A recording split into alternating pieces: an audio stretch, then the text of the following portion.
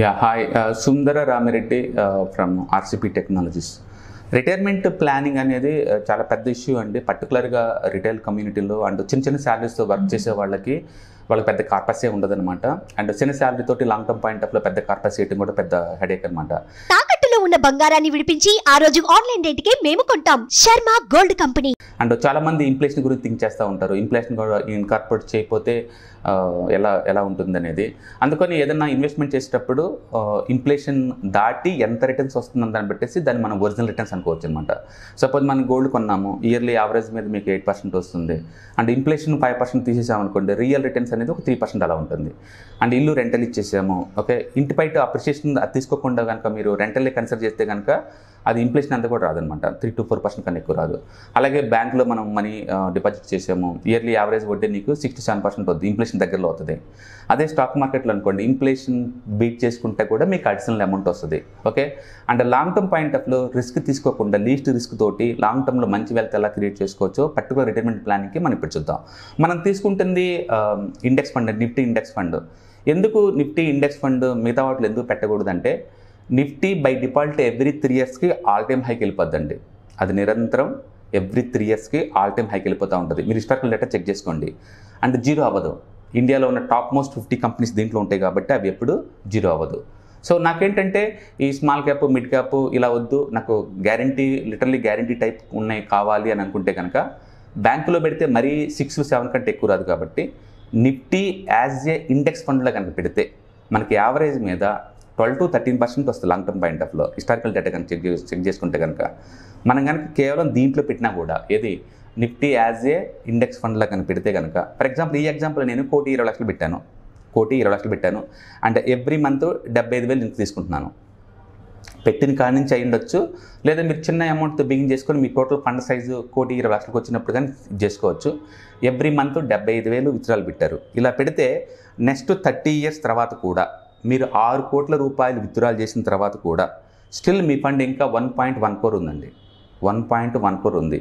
అంటే ఈ ఫండ్ ఉన్నంతకాలం మీకు 75,000 వస్తూనే ఉంటుంది, మీ ఫండ్ అంతే ఉంటుంది లైఫ్ టైం అనమాట, ఓకే. ఇక్కడ మనం ఇన్ఫ్లేషన్ తీసేసిన తర్వాత మనం చూస్తున్నాం, గుర్తుపెట్టుకోండి, ఇన్ఫ్లేషన్ 5% మనం తీసేసిన తర్వాత కూడా మనం చూస్తున్నామండి.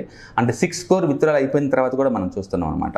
అందుకని ఎవరైనా చాలా కన్జర్వేటివ్గా ఉన్నాం, మ్యూచువల్ ఫండ్లో ఇన్వెస్ట్ చేయాలంటే భయం వేస్తుంది, మార్కెట్లో అప్ అండ్ డౌన్ ఉంటాయి, వాలటిలిటీ ఉంటాయి. కాబట్టి అంటే కరోనా లాంటి ఈవెంట్లు వచ్చినా, లేకపోతే ఏదైనా ప్యానిక్ ఈవెంట్ వచ్చినా కూడా ఎక్కువ కొలాప్స్ అవుతుంటాయి. కాబట్టి అదే నిఫ్టీ అయితే తక్కువ కొలాప్స్ అవుద్ది, వెంటనే క్విక్గా రికవర్ అవుద్ది. కాబట్టి మీరు నిఫ్టీని నమ్ముకోవచ్చు బ్లైండ్గా మిగతా వాటితో కంపేర్ చేసినప్పుడు.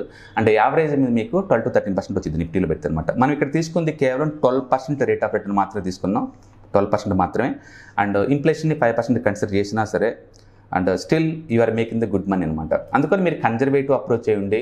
స్టాక్ మార్కెట్ అంటే భయం అని అనుకున్నప్పుడు రిటైర్మెంట్ ప్లానింగ్ ఎలా చేసుకోవాలి అని అనుకుంటే కనుక డెఫినెట్గా ఇండెక్స్ ఫండ్స్, పర్టికులర్గా మల్టీ సెక్టర్ ఫండ్స్ నిఫ్టీ లాంటివి చాలా బాగుంటాయి. ఎందుకు నిఫ్టీలో అంటే, నిఫ్టీ ఎనీ పాయింట్ ఆఫ్ టైంలో ఇండియాలో ఉన్న ద బెస్ట్ 50 కంపెనీస్ ప్యాక్ అనమాట. అది ఎవ్రీ 6 monthsకి రీబ్యాలెన్స్ చేస్తూ ఉంటారు.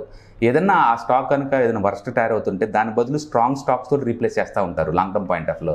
అందుకని మీరు నిరంతరం ఎక్స్పర్ట్స్ వాళ్ళు దాన్ని రీబ్యాలెన్స్ చేస్తూ ఉంటారు. కాబట్టి స్ట్రాంగ్ 50 స్టాక్స్లో ఉంటారు. అవన్నీ ఫండమెంటల్ సౌండ్. కాబట్టి మీకు స్టాక్ మార్కెట్ గురించి అంటే ఏం ఐడియా అవసరం లేదు, అండ్ ఫండమెంటల్ అనాలిసిస్ నాలెడ్జ్ గురించి అవసరం లేదు, అంటే లాంగ్ టర్మ్లో దాన్ని ఎలా మేనేజ్ చేయాలో, ఏం చేయాలనే టెన్షన్స్ ఏం అవసరం లేదు. అంటే మీరు ఫండ్ని క్రియేట్ చేసుకోండి, 1.2 lakh అట్లా 1 crore అట్లా, లేదా ఎవ్రీ మంత్ 5,000-10,000తో ఫండ్ క్రియేట్ చేసుకోండి. మీ రిటైర్మెంట్ కల్లా, ఆ టైం కల్లా మీరు ఇయర్లీ యావరేజ్ మీద ఒక 75 to 1 lakh పెట్టారనుకోండి, కంటిన్యూస్గా మీరు విత్డ్రాల్ చేసుకుంటూ పోవచ్చు మీ కెరీర్ అంతా. ప్లస్ మీ ఫండ్ అంతే ఉంటుంది లాంగ్ టర్మ్ పాయింట్ ఆఫ్ లో. అదే మీరు మ్యూచువల్ ఫండ్స్ చూడబోతే ఇంకా చాలా ఎక్కువ వస్తుంది. ఎందుకంటే small cap mutual fund average మీద 25% వస్తుంది, బట్ విత్ వాలటిలిటీ ఉంటుంది. మీరు వాలటిలిటీని హ్యాండిల్ చేసేలాగా ఉంటేనే మీకు అది వస్తుంది అనమాట. ఎప్పుడైనా గుర్తుపెట్టుకోండి, మీరు యూత్లో ఉంటే అచ్చం ఈక్విటీకి 100% కేటాయించడం చాలా ఇంపార్టెంట్. అండ్ ఫ్యామిలీ డిపెండెంట్ ఉన్నప్పుడు బ్యాలెన్స్గా ఉంటే ఇంపార్టెంట్, అంటే కొంత డెట్ కొంత ఈక్విటీలో ఉంటుంది ఇంపార్టెంట్. అండ్ రిటైర్మెంట్ దగ్గరికి వచ్చినప్పుడు మొత్తం కూడా సేఫ్టీగా ఇలా నిఫ్టీలో కానీ లేకపోతే డెట్ ఫండ్స్లో కానీ ఇలాంటి వాటిలో పెడతాను బెటర్ అనమాట. కొంచెం అగ్రెసివ్గా ఉంటే మీరు హైబ్రిడ్లో కూడా పెట్టుకోవచ్చు.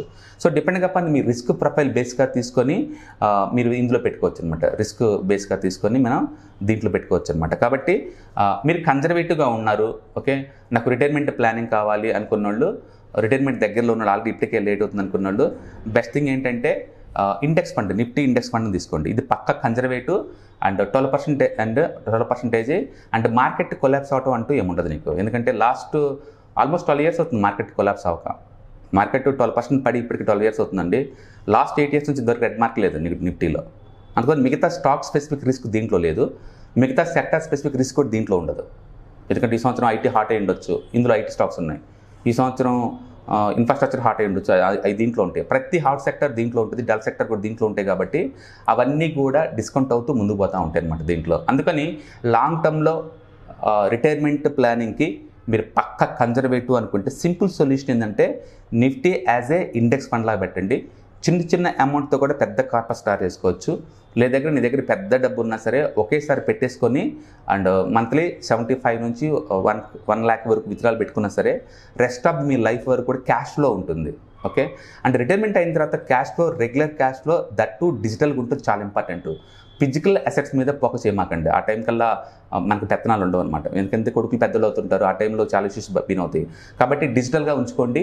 అండ్ మీకు సేఫ్టీ కావాలంటే మాత్రం ఇండెక్స్ ఫండ్స్లో పెట్టుకోండి, నిఫ్టీ ఇండెక్స్ ఫండ్. ఎందుకంటే ఇది మల్టీ సెక్టర్ ఇండెక్స్ ఫండ్, చాలా తక్కువ వచ్చింది కానీ ఆల్మోస్ట్ మిగతా వాటితో పోల్చుకుంటే ఇది మోస్ట్ సర్టన్ అనమాట.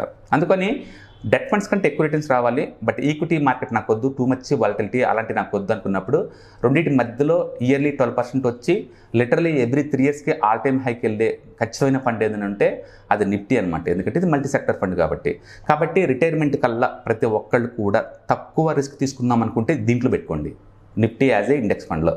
నేను కొంచెం రిస్క్ తీసుకుంటాను అనుకున్నప్పుడు మన మనీని సెగ్రిగేట్ చేసుకోవచ్చు. ఏది మిడ్ క్యాప్ కొన్ని, స్మాల్ క్యాప్ కొన్ని డెట్ కొన్ని, అలా బ్యాలెన్స్ కూడా చేసుకోవచ్చు. So basically any financial advice based on the individual risk profile బట్టి ఉంటుందండి. మీకు ఎంత రేట్ ఆఫ్ రిటర్న్ కావాలి, ఎంత రిస్క్ టాలరేట్ చేస్తారు, ఎప్పటికల్లా కావాలి, ఓకే, వీటన్నిటి మీద డిపెండ్ అవుద్ది. అందుకని స్ట్రైట్ అవే అందరికీ ఒకటే మ్యూచువల్ ఫండ్ మనం రికమెండ్ చేయలేము. ఇప్పుడు నేను చెప్పింది ఏంటంటే అందరికి సూట్ అవుద్ది, బై డిఫాల్ట్ ఇది కన్జర్వేటివ్ వాళ్ళకి సూట్ అవుద్ది అండ్ అగ్రెసివ్ వాళ్ళకి కూడా సూట్ అవుద్ది. కాబట్టి మీరు కనుక ఇంకా రిటైర్మెంట్కి ప్లాన్ చేసుకోకపోతే ఇప్పుడే ప్లాన్ చేసుకోండి అండ్ లాంగ్ టర్మ్లో మంచి వెల్త్ క్రియేట్ చేసుకోండి అండ్ పీస్ ఆఫ్ మైండ్ తోటి రిటైర్ అవ్వండి. మళ్ళీ రిటైర్ అయిన తర్వాత ఎలా సర్వైవ్ అవ్వాలి అనే క్వశ్చన్ ఉండదు అనమాట, ఇలా ప్లాన్ చేసుకుని ముందుకు పోతే. Okay, all the best, thank you.